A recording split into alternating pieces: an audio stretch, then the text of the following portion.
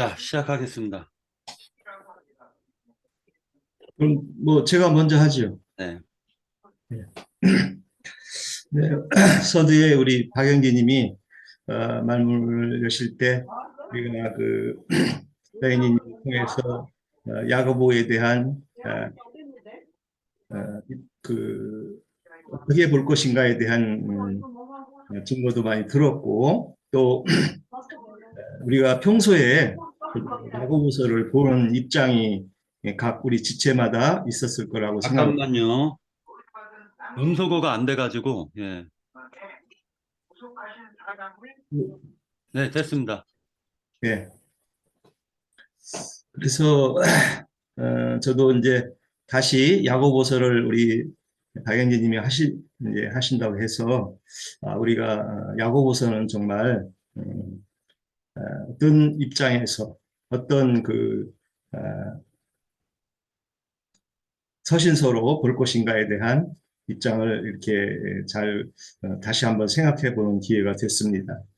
그래서 우선은 우리 야고보서는 뭐 아시다시피 예수님의 직계 동생이죠. 직계 동생이고 그리고 이제 유다서를 쓴 유다 형제님이 이제 그 후에 동생이고 이렇게 가는데 그 야고보라는 것은 뭐 구약에서도 뭐 야곱이라는 그 속이는 자에 대한 뜻이죠. 야곱이라는 뜻이. 예. 그래서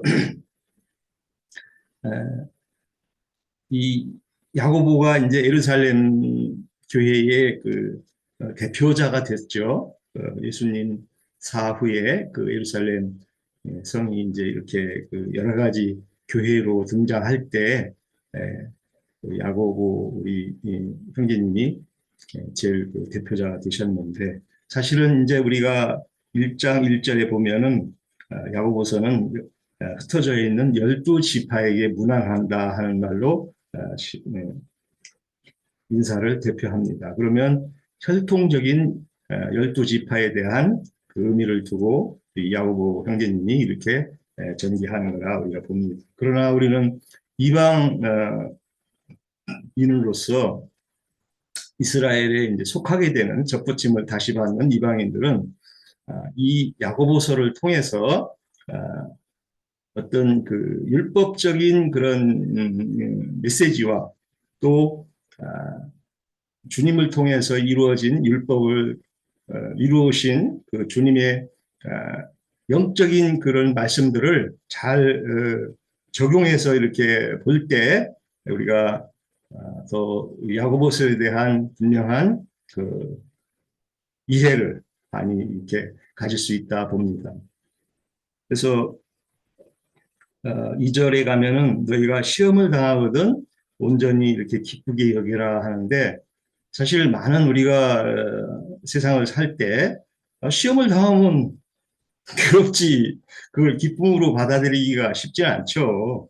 실제 또 그 시험이라는 것은 뭐 우리가 뒤에 이렇게 쭉 이어지지만 이 세상의 시험이라는 것은 개인적인 어떤 욕심 또 어떤 그 자기 안에 그 세상에 대한 그런 추구들을 할 때 이렇게 시험이 온다 이렇게 하는 것이죠. 세상적인 시험은. 그러나 이제 시험도 주님이 주시는 시험은 또 우리가 다른 입장에서 볼 수 있죠. 그것은 뭐 아브라함의 시험이 있었고 또 우리가 여러 가지 그 영적 시험도 오는 것이죠. 그것을 영적 시험들은 뭐 우리가 받아들이는 게 아니라 분명히 분별해서 옳고 그름을 알고 깨달아서 그거에 대한 대응을 하고 또 온전함을 이루는 곳으로 가야 되는 그런 것들이 믿음의 길들이죠. 그래서 뭐 인내를 온전히 이루라는 것도 사절로 이어가는데 진리 안에서는 정말 온전하게 부족함이 없이 영적으로 주님의 말씀 안에서 깨달아가야 될 그런 의미가 있고 또 이것을 인간적인 윤리 도덕으로 받아들이면 참 부담스러운 말이죠. 네. 왜? 인내라는 것은 뭐 사람이라는 것은 쌓다 보면 화산설같이 언제 터지는 날이 있기 때문에 네, 오히려 그때그때 풀어버리는 게 낫죠. 세상적인 어떤 그 윤리 도덕적인 인내라는 것은. 그래서 이제 5절로 가면 너희가 지혜가 부족하면은 구하라 했는데 참 맞죠. 우리가 인생을 살아도 그렇고 영적인 지혜도 그렇고 늘 주님 앞에 구해야 되고 또 물어야 되고 이게 구하고 그래서 이렇게 쭉 내려가면 뭐 두 마음을 품지 말라 이렇게 하는데 두 마음을 품는다는 것은 뭐 우리가 영적인 그런 거에서는 아주 참 금해야 될 것이죠. 한 가지를 늘 주님 앞에 드려지는 마음으로 정함 있게 나가야 되고 또 뭐 우리가 두 마음을 품은다라는 것은 늘 번민하고 이 세상에서의 어떤 그 풍파를 늘 견딜 수밖에 없고 풍파를 맞을 수밖에 없는 그런 마음이라는 거죠. 그래서 또 이제 쭉 내려가면은 뭐 시험 받는 것은 이제 미혹에 끌린다. 그래서 전체적으로 1장은 어떻게 보면은 기독교인들이 윤리 도덕 차원에서 보는 그런 관점이 많은 것 같아요. 저도 이제 야고보서를 읽을 때 이거는 참 윤리 도덕적으로 우리한테 맞다 이렇게 해서 참 쉽게 본 면도 있습니다. 그러나 이것이 야고보서 형제님의 그 이스라엘 사람들의 보통 보편적인 윤리 도덕이 많이 묻어나는 그런 그 글들이죠. 그래서 윤리 도덕으로 적당히 보면은 이건 뭐참 가히 뭐 적용이 할 때 편하게 보이죠. 그러나 이 야고보서 1장도 그렇고 쭉 나갈 때 볼 때 이 영적으로 적용이 잘 돼야 주님 앞에 그런 그 올바른 신앙, 믿음의 행함이라는 것이 올바른 그런 그 이해가 있다고 봅니다. 그래서 뭐 이제 어디로 볼까요? 이제 뭐 쭉 내려가서 23절 너희는 22절 너희는 말씀을 행하는 자가 되고 듣기만 하여 자기를 속이는 자가 되지 말라 해서 이제 그 말씀을 또 이렇게 말씀을 하시면서 어떤 그 말씀에 대한 이해를 행함이라는 것으로 이제 다시 이렇게 연결을 하는데 그 이것은 우리가 그 윤리 도덕 차원에서의 그 전개를 많이 하고 있죠. 그래서 23절, 24, 25절로 가면은 마태복음에서 그 탕감받은 죄인 그것에 대한 이해로 우리가 연결해 볼 수 있다고 봅니다. 주님께서 그 마태복음 18장 27절이죠. 한번 볼까요? 마태복음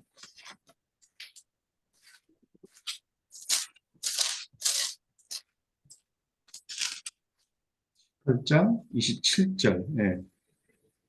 27절.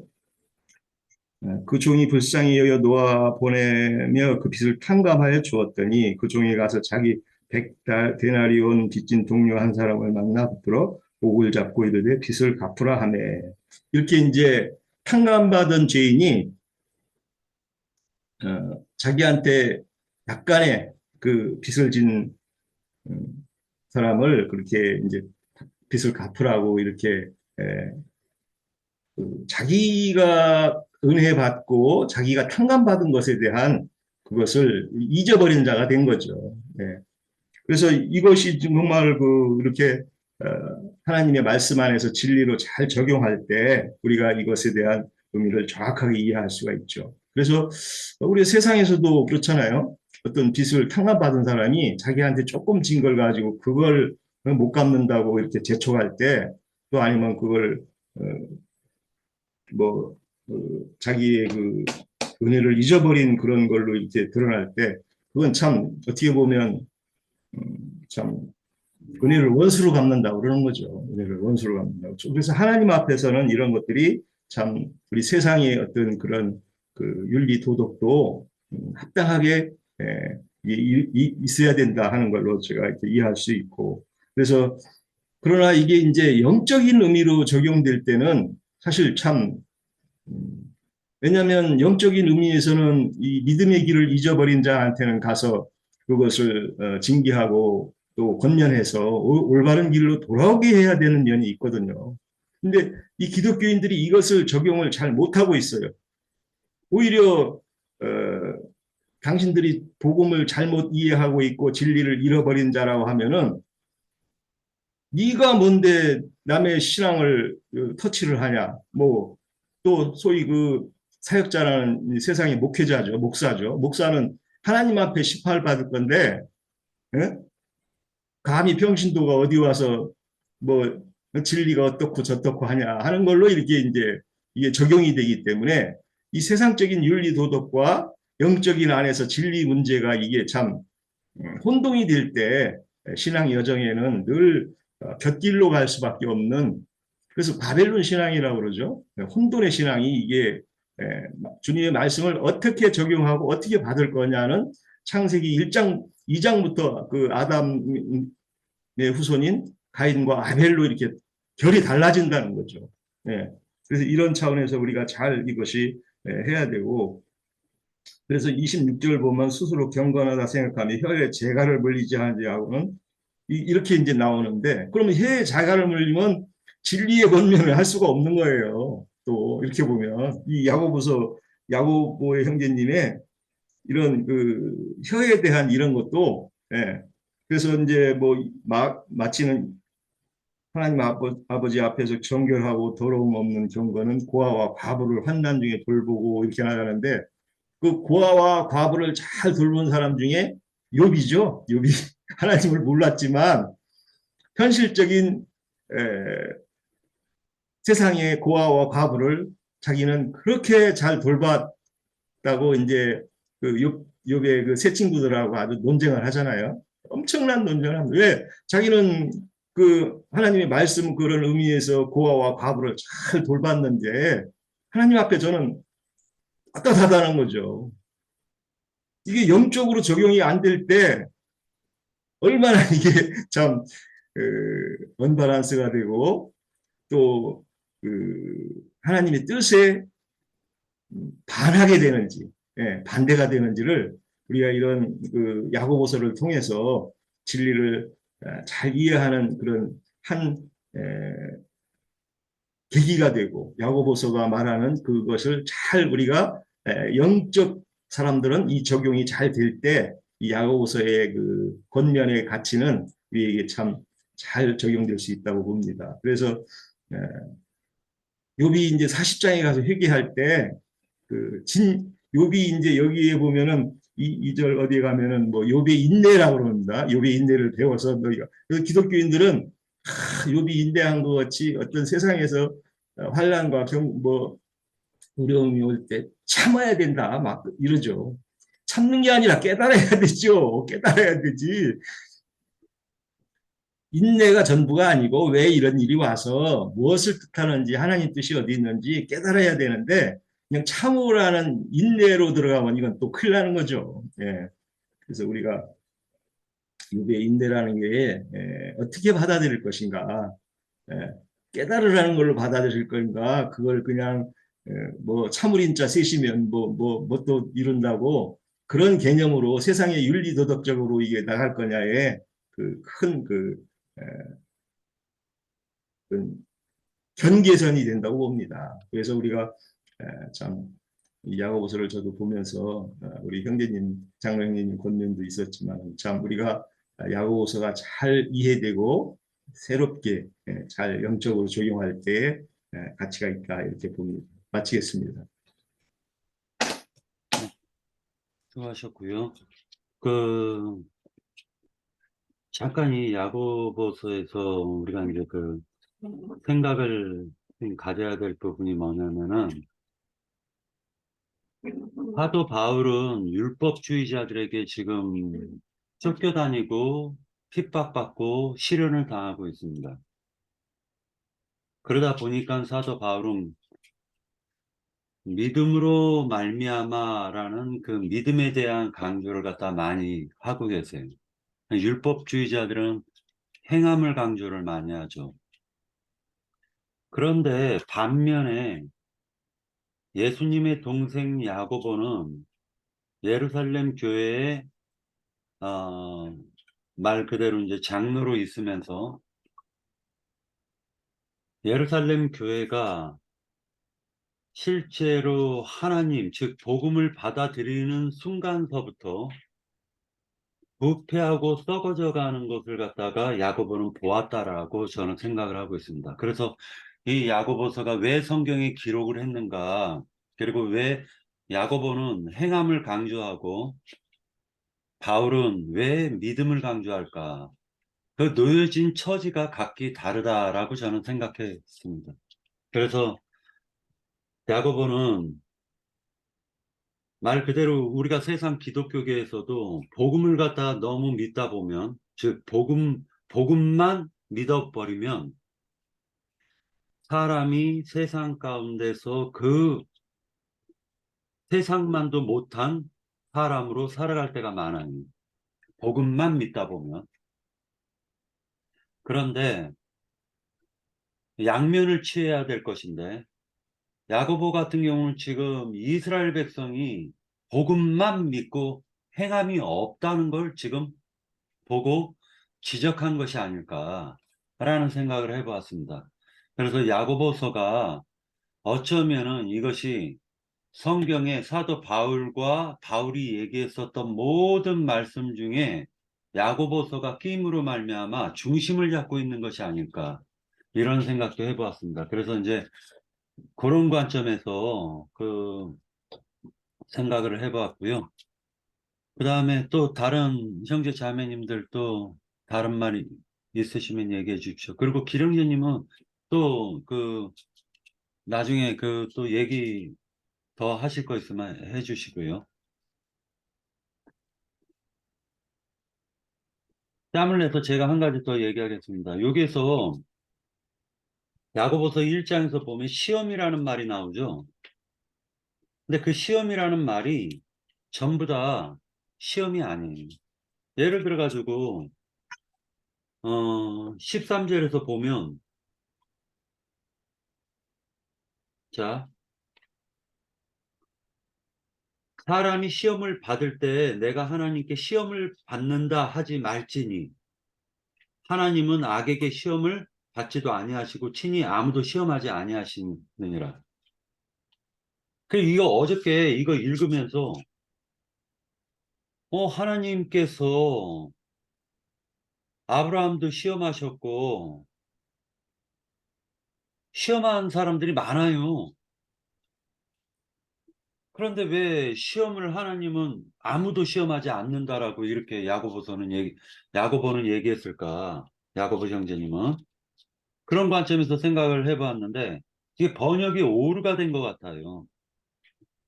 12절에서는 1절 1장 2절하고 12절에서는 시험이라는 말이 시련이라고 번역하면 맞아요. 그러니까 1장 2절에 보면 내 형제들아 너희가 여러 가지 시련을 당하거든 온전히 기쁘게 여기라. 이는 너희의 믿음의 시련이라고 나오죠. 그러니까 시련이라고 번역하는 것이 맞을 것 같다라는 생각을 했고요. 12절도 시련을 참는 자는 복이 있나니 이는 시련을 견디어낸 자가 주께서 자기를 사랑하는 자들에게 약속하신 생명의 면류관을 얻을 것이기 때문이다. 이렇게 얘기하고 있어요. 근데 13절에서 보면 유혹으로 바꿔야 돼요. 여기에서 시험은. 자, 사람이 유혹을 받을 때 내가 하나님께 유혹을 받는다 하지 말지니 하나님은 악에게 유혹을 받지도 아니하시고 친히 아무도 유혹하지 아니하시느니라. 오직 각 사람이 유혹을 받는 것은 자기 욕심에 끌려 미혹됨이니 이렇게 번역하는 것이 옳다라는 거죠. 왜 그러냐면은 이것이 우리가 지금 그 개역개정이라는 게 공동 그 로마 카톨릭 성경을 번역한 건데 로마 카톨릭 성경에서는 전부 다 이렇게 번역하고 있어요.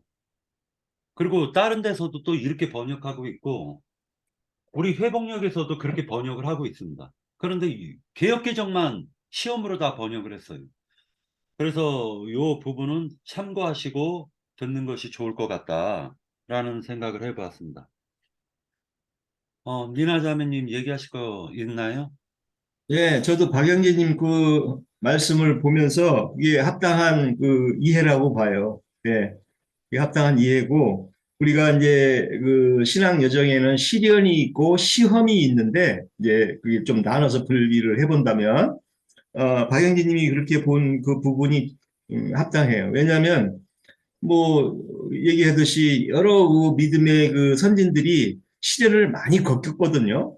네, 물론 이제 그 아브라함은 이제 주님한테 하나의 그 시험 뭐 테스트죠. 네, 테스트를 이렇게 믿음의 테스트를 한번 받은 그런 그 대표적인 인물이죠. 우리가 그래서 자기를 드릴 때 정말 그래서 그걸 말씀을 적용해 보면 예수님이 생명을 육의 생명을 구하고자 하는 자들은 오히려 영의 생명을 잃을 것이고, 예, 육의 생명을 버리고 영의 생명을 구하고자 하는 자들에게는 영의 생명을 주겠다 이런 말씀으로 우리가 그 복음서에 이해할 수 있잖아요.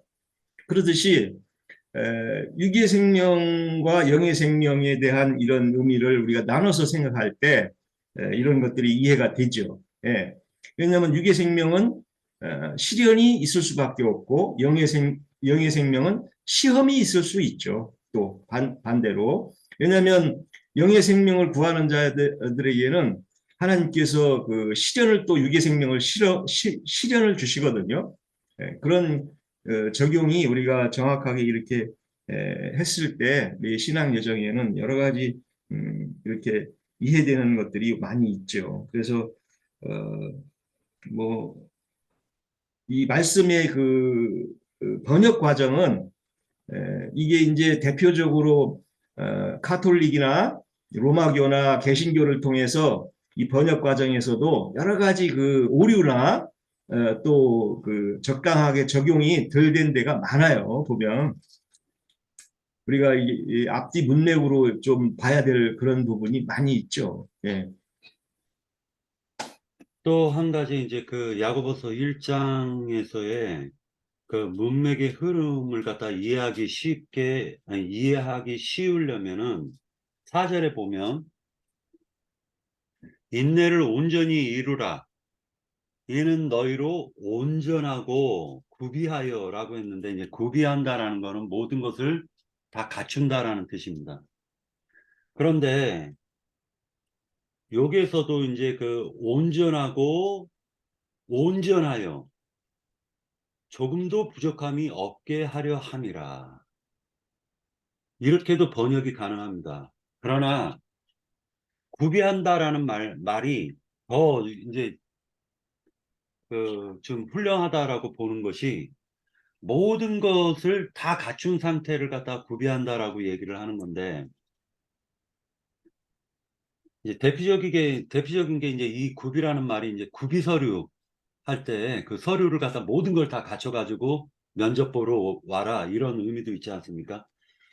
그러니까 이제 모든 것을 다 갖추는 것을 얘기합니다. 그런데 5절에서 보면 그런 문맥상으로 야고보서를 읽다 보면 굉장히 도움이 되는 것이 누구든지 5절에 너희 중에 누구든지 지혜가 부족하거든 했을 때 완전하게 구비가 된 상태가 아니지 않습니까? 부족한 부분이 있는 거예요. 지혜가 부족하거든 모든 사람에게 후히 주시고 꾸짖지 아니하시는 하나님께 구하라. 그리하면 주시리라 해서 완전하게 다 갖춘 사람을 갖다가 지금 얘기해주고 계시다라는 걸 야고보서를 보는 관점입니다. 두 번째로는 뭐가 있냐면 야고보서를 보는 관점은 믿어요. 하나님의 말씀을 듣고 믿었어요. 그런데 그것을 갖다 실천을 하느냐 아니면 실천하지 않느냐 요게 이제 갈림길이 쓰는 겁니다. 그래서 야고보서는 어, 바울은 사람이 초기 믿음으로 들어오는 사역을 했다면 야고보는 백보자 심판 때에서 심판받는 자세로 온전한 사람으로 심판받는 그 자세로 야고보서를 보면은 야고보서의 그 행함이라는 걸 결코 비판할 필요도 없다라는 걸 느낄 수가 있습니다. 그래서 대표적으로 예를 들어 가지고 아들에게 공부해라 했는데 부모님한테 알았어요, 공부할게요 해놓고 공부 안 합니다. 그렇게 하는 애가 있는 반면에 야단을 쳐요. 공부해라 했더니 야단을 쳤더니 누이치고 아니면은 저 지금 공부 안 할래요 하고 가다가 누이쳐가지고 공부할 수도 있는 거잖아요. 그럼 누구에게 더 유익이 되겠느냐라는 관점으로 보면 됩니다. 그래서 너희가 알기만 해놓고 예를 들어서 아까 말씀하셨던 것처럼 누구든지 말씀을 듣고 너희는 말씀을 행하는 자가 되고 듣기만 하여 자신을 속이는 자가 되지 말라. 들었어요. 들었어요. 그럼 그렇게 행하는 것도 중요하다라는 거예요. 왜 그러냐? 두 마음을 품지 말라라는 뜻이 여기서 성경에 나오지 않습니까? 야고보서에. 자, 말씀을 듣고 은혜로 취하는 자가 있고 말씀을 듣고 은혜로 취해놓고도 그것을 은혜를 까먹는 자도 있잖아요. 우리가 믿음 생활을 하다 보면 말씀 듣고 가요. 가가지고 말 그대로 은혜를 까먹는 생활을 하는 사람도 있습니다. 25절에서 보면 누구든지 말씀을 듣고 행하지 아니하면 그는 거울로 자기의 생긴 얼굴을 보는 사람과 같아서 제 자신을 보고 가서 그 모습이 어떠했는지 곧 잊어버리거니와 라고 얘기하고 있어요. 다시 얘기해가지고 뭐냐면 말씀을 듣긴 들었는데 하나님께서 너는 요나 선지자에게 그러지 않습니까? 요나 선지자에게 너는 니느웨에 가가지고 니느웨를 심판할 거라는 걸 선포해라 라고 해요. 그러니까 요나가 싫습니다 하고 그냥 떠나버려요. 배 타고 도망갑니다. 자, 그러니까 말씀을 듣긴 들었어도 그것을 갖다가 선포를 할 것이냐 말 것이냐 그 이후의 문제를 야고보서는 다루고 있다. 믿는 자들을 지금 야고보서는 다루고 있기 때문에 이 야고보서를 갖다가 비판의 관점으로만 바라봐서는 안 될 것 같다라는 생각을 해보았습니다. 왜? 성경에 하나님이 야고보서를 넣은 목적이 있을 거라는 거예요.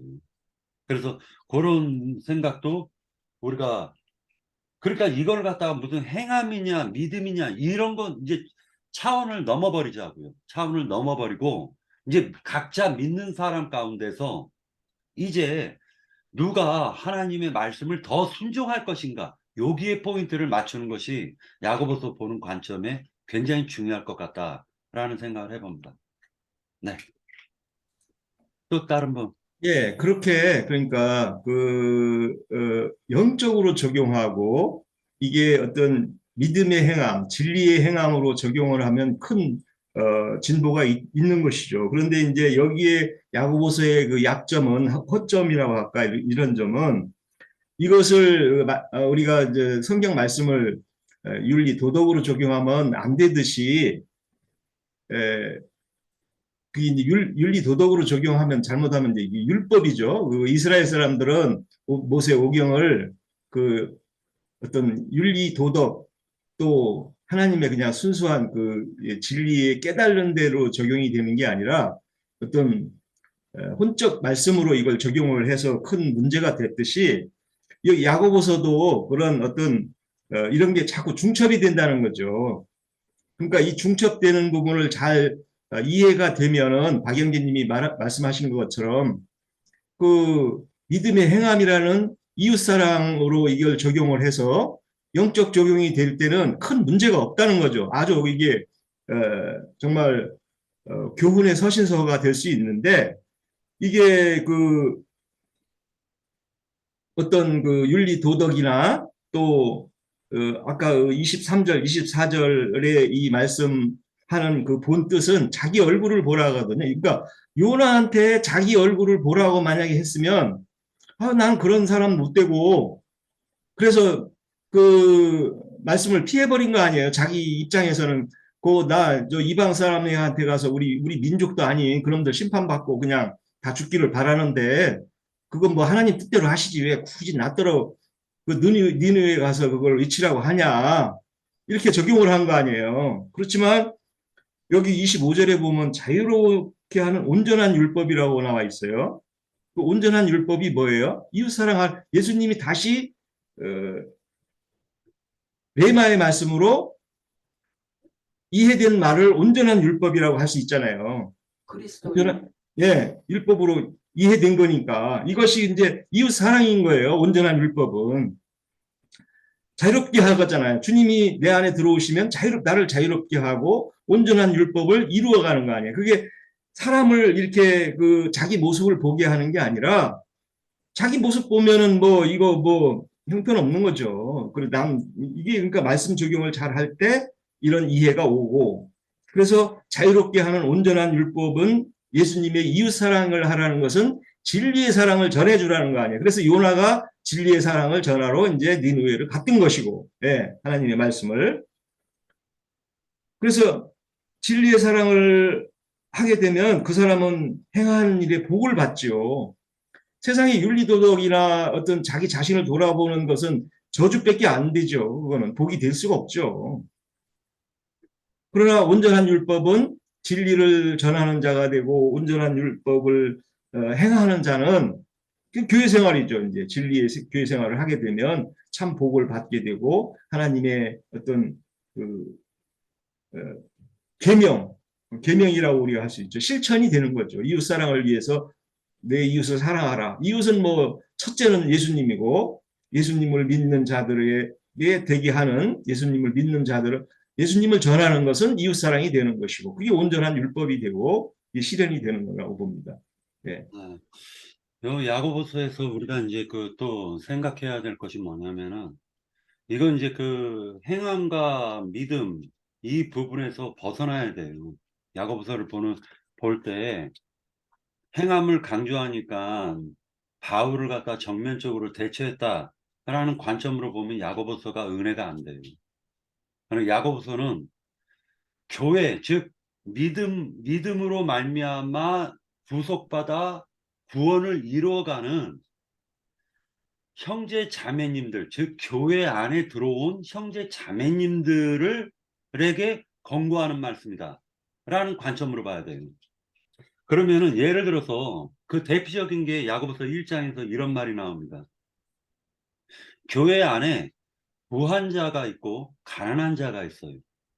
그런데 부자가 오히려 권세가 있어. 교회 안에. 가난한 자는 권세가 없어. 자, 이것을 갖다가 이제 야고보가 그 교회 안에서 그러한 일들이 벌어지니까 빈부격차가 확실하게 뚜렷하게 나타나고 가난한 사람은 말 한마디도 못해. 교회 안에서. 그리고 부자는 아는 것도 없는데 말을 막 해대. 짓눌러버려. 교회 안에서 그런 일이 벌어진다는 거예요. 자, 그것을 갖다가 얘기한 말이 야고보서 9절, 1장 9절, 10절.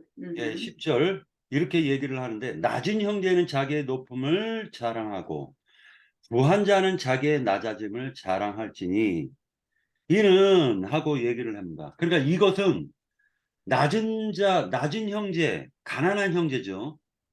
자기가 가난하다라는 것을 드러내지 말라는 거예요. 교회 안에서. 그죠? 부한 자는 마찬가지로 자기가 부하다라는 걸 드러내지 말라는 겁니다. 이건 세상에서나 통하는 법이지 교회 안에 자유의 율법, 온전한 율법을 통해서는 이러한 자들이 통하는 게 아니에요. 맞죠? 교회 안에서. 그러니까 이것도 야고보서를 갖다 볼 때 그 굉장히 또 유명한 말이 나오지 않습니까? 욕심이 잉태한즉 죄를 낳고 죄가 장성한즉 사망을 낳느니라. 이 말이 지금 틀린 말입니까? 이 말이 틀려요? 아니잖아요. 진리잖아요. 야고보가 지금 얘기하는 그 말 하나하나를 통해 가지고 우리가 색안경 끼고 야고보서를 볼 필요는 없다라고 저는 보는 거예요. 저기 네. 나도 지금 형제님이 이야기하는 거에 같은 마음이에요. 오늘 야고보서를 보면서 야고보 그리고 이 딴 거는 아니고 내가 그 기록이 연대를 인터넷에 들어가서 내가 봤어요. 그랬더니 50년 AD 50년 전후더라고. 그리고 이 야고보가 순교를 당했더라고요.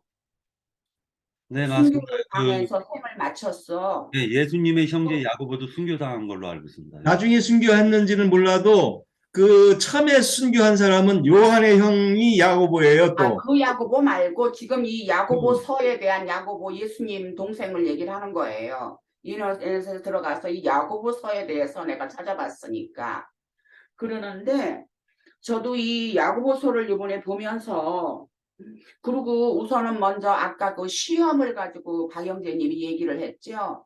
영어로 내가 영어 킹 제임스를 찾아보니까 트라이얼이라고 이렇게 돼 있어. 그게 뭐냐 하면은 재판받는 거, 공판받는 거 그런 의미가 있고 또 쭉 내려가다 보면 시련으로도 번역할 수도 있고 시험으로도 번역을 할 수 있는데 우리 아까 그 박형진님이 얘기를 했듯이 이 아까 이 우리 여기 3절에도 보면은 믿음의 시련이라고 돼 있잖아요. 그래서 그것이 결국은 꼭 시험이라고 해서 우리가 어떤 시험을 받고 테스트를 하나님으로부터 테스트를 받는 그런 것이 아니라 믿음에 대한 어떤 시련 같은 걸로 우리가 이해를 하면 난 더 좋을 것 같다 하고 같은 마음이에요. 아까 박형재님이 얘기를 했듯이.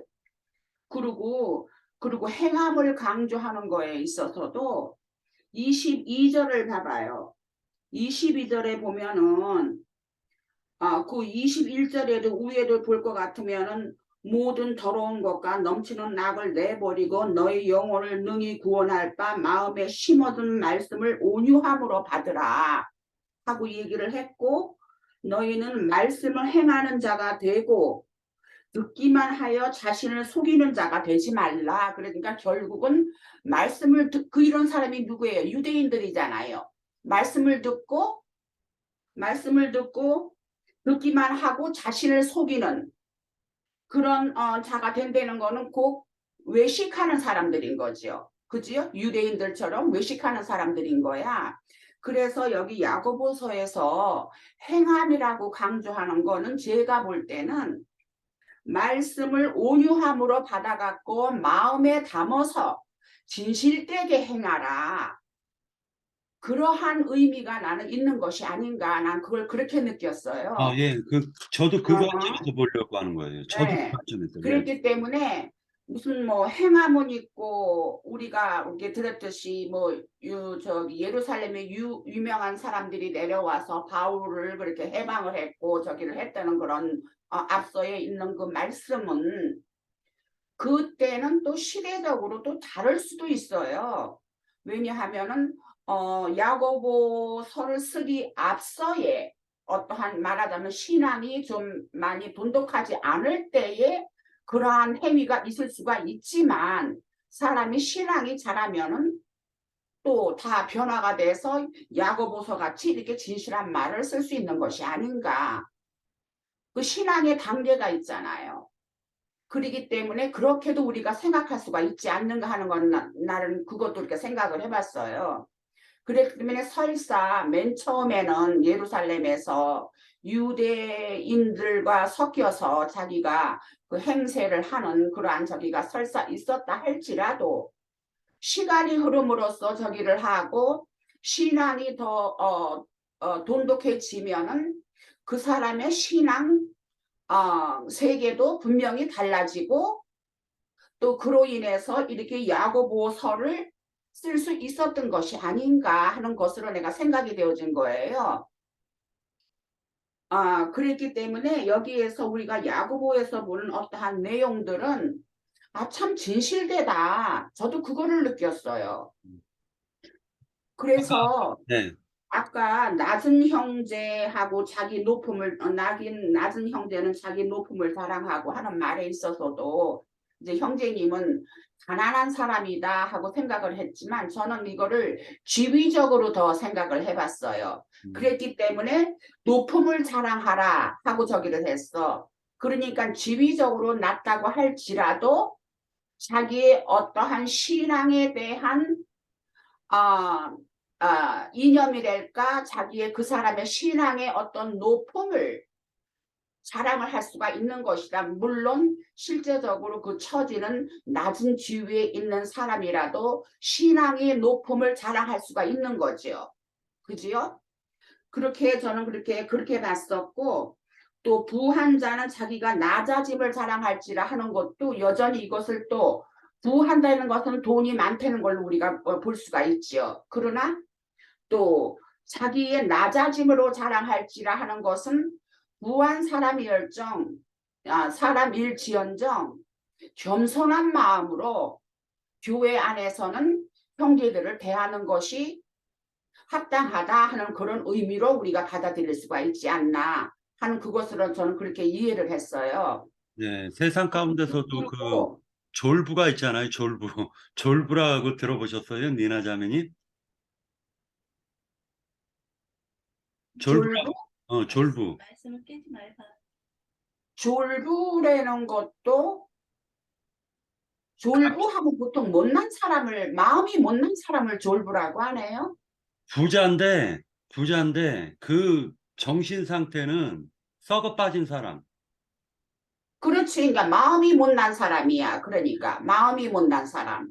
그러는데 여기서는 부한 자는 자기의 낮아짐을 자랑할지니 하는 것은 부한 사람일수록 그만큼 겸손해라 하는 것으로 어떠한 그런 저기로 나는 생각이 되어져요. 부한 사람일수록 겸손해라. 교회 안에서는 겸손해라 하는 것으로 받아지고, 낮은 형제는 자기의 높음을 자랑하고 하는 거는 지위가 낮고 그야말로 한국에서 어떠한 직장 생활을 해도 청소하는 사람이라든가 왜 우리 그거 있잖아요. 왜 이 가벌만에서 그 길거리 청소하는 사람들 그 미화부라 그러나 환경 미화. 그런 사람들이 있고 저기를 하는 저기면 우리가 인식을 할 때는 참 낮은 지위에서 일을 하는 사람이죠. 그러나 여기서는 자기의 높음을 자랑하고 하는 거는 신앙 안에서는 자기가 분명히 자기가 어떠한 신앙이라는 거를 내세워서 자랑할 수 있는 거다 이거예요. 저는 그거를 그런 쪽으로 이해를 했어요. 그리고 부한 사람은 겸손한 자세에서 신앙 단계에서 교회 안에서는 두드러지게 나타낼 수는 없는 것이다 하는 것으로 그런 훈계로 받아들여지는 것이고, 그지요? 네. 그렇게 하면 우리가 이해하기가 참 적합하지 않을까 하는 생각이 들었어요. 그리고 저기 우선은 그랬기 때문에 아까 여기에서도 아까 저기 긴 형제님도 그랬잖아요. 온전한 율법을 들여다보고 있는 자는 듣고 잊어버리는 자가 아니요 실천하는 자니 하는 것은 결국은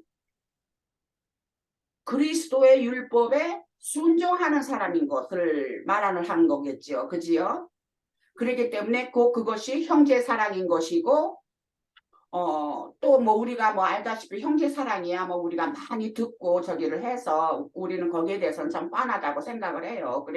그랬기 때문에 그리고 또 여기 그 밑에 보면은 누구든지 스스로 경건하다 생각하며 자기 혀를 제가 물리지 아니하고 자기 마음을 속이면 이 사람의 경건은 헛것이다 하는 것이,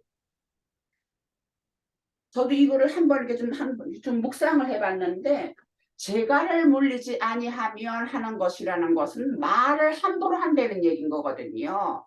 말을 조심 있게 안 하고 할 말은 하고 안 할 말은 저기를 해야 되고 그거를 컨트롤을 해서 말을 해야 되는데, 그렇지 않고 말을 그냥 막 하는 사람들은 재갈을 물리지 않고 말을 하는 사람들이잖아요. 그랬기 때문에 재갈을 물리지 아니하고 자기 마음을 속이면, 자기 마음을 속인다는 것은 자기 진실된 마음을 하지 않고 그냥 어떠한 우월감으로 남을 속이는, 그러니까 번지르르한 말만, 입에 발린 소리만 하는 것을 말하는 뜻이란 말이에요. 그것이 입에 발린 소리 하는 거야. 말하자면 간단하게 얘기하면 네네. 입에 발린 소리를 해서 자기 마음도 속이고, 그리고 그럴 것 같으면 그 사람은 경건한 사람이 결코 아닌 것이다. 그러니까 실속 있는 사람이 되어야 된다는 얘기예요. 실제로는 자기 마음에 그러니까 합당한 사람으로 말을 하는 데 있어서도.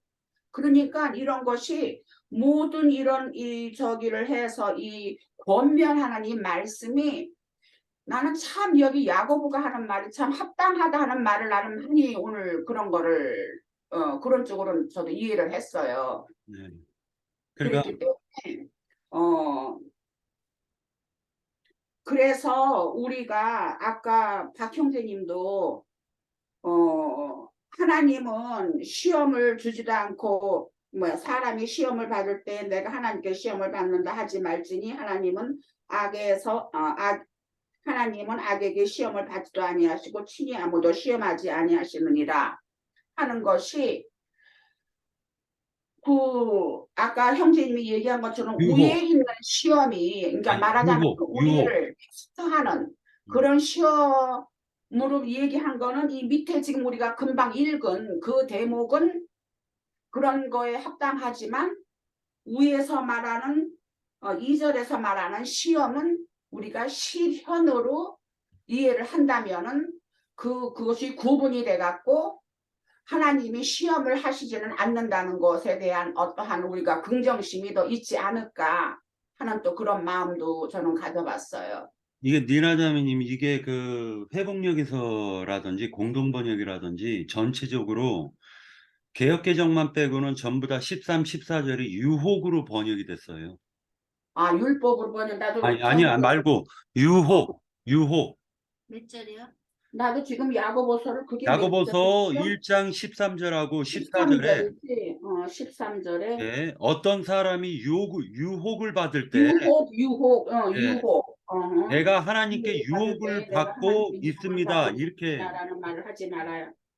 음, 뱀이 유혹을 그러면은 더 했잖아요. 이해하기도 더 합당하겠네요. 그렇죠. 그래서 이걸 음, 실현하고 유혹으로 바꿔서 읽으면은 더 음, 마음에 그 음, 깊은 영감을 준다라고 얘기했던 거예요. 그러니까 하나님이 시험하지 않는다라는 게 아니라 하나님은 시험하실 수가 있는데 하나님이 주시는 그 시험이라는 건 온전한 그릇을 만들기 위해서 시련을 주시는 거잖아요. 인간에게. 그걸 이겨낼 수 있는 인내도 주시는 거예요. 그러니까 고린도전서에서 보면은 이겨내지 못할 시험을 갖다가 하나님께서 주시지도 않고 만약에 주셔도 그것을 능히 감당할 수 있는 믿음 또한 주신다라는 거예요. 그러니까 그런데 여기에서 야고보서에서 이 시험이라고 번역을 해놔가지고 전부 다 시험으로 번역해서 이런 것이 시험이 아니라 13, 14절에서는 유혹이라고 번역을 해야 되고 그 유혹은 뱀이 하와를 꿰을 때 뱀이 하와를 유혹했다라는 것이고 우리가 진리의 말씀을 온전히 붙잡고 있으면 그러한 유혹을 받지 않는다라는 것이고 또한 그 유혹이 어떤 뱀의 유혹이 온다 할지라도 그 뱀의 유혹이 합당하게 들리거나 아니면 좋게 보인다라는 건 자기 욕심 때문이다. 이걸 야고보가 강조한 거죠. 그래서 여기에서 13, 14절에서 보면 하와를 생각하면 딱 맞아요. 왜 그러냐면 14절에 오직 각 사람이 유혹을 받는 것은 자기 욕심에 끌려 미혹됨이니라. 그래서 하와가 미혹됐잖아요. 뱀의 유혹을 받고 미혹된 것은 하와의 욕심 때문이었다라는 것을 지금 야고보서는 지적하고 계시는 걸로 보여진다라는 거죠. 네, 그게 그래서 오늘 이 말씀을 이렇게 보면서 저는 이 태순자매가 생각이 나더라고. 태순자매가 자기는 한번 우리 그 모임에서 그런 얘기를 한 적이 있잖아요. 자기는 그렇게 이 야고보서를 보면은 참 은혜스럽고, 뭐 행함이라는 것에 대한 어떠한 강조를 했던가 하는 거는 잘 없는데, 말씀이 참 진실하다. 그러는데 참 은혜스럽고 진실하다 하는 그런 말을 했던 적이 있는 것 같아. 그러는데 이제 우리 나형제님은, 어, 그, 저기, 그 사도 바울한테 그렇게 시련을 주고 유대인들, 유명한 유대인들이 와갖고서는 그렇게 사도 바울의 하는 일에 있어서 저기를 하고 올라가서 율법에 있는 자처럼 결례를 뭐 치르라 뭐 그런 저기로 이렇게 권면했다고 해서 그런 것이 다 율법에 속한 사람이다. 우리가 그거 다 들어봤잖아요. 나영재님으로 통해서. 그랬기 때문에 좀 인식이 좋지 않았던 어떤 이미지가 있었던 것이 있었는데 오늘 말씀을 들어보니까 그것과 이것은 좀 구분이 돼야 되지 않을까 이 야고보서는 하는 그런 생각을 좀 해봤어요. 네. 그리고 예, 기령제님, 예, 잠깐 한 6, 7분 정도 쉬었다가 그리고 요거 껐다가 시간이 지금 40 몇 분이 됐걸랑요. 그러니까 예, 그렇죠. 껐다가 2부 조금 하고 그러고 끝낼게요. 그게 낫겠죠? 지금 네. 잠깐 쉬었다가 하는 게. 네.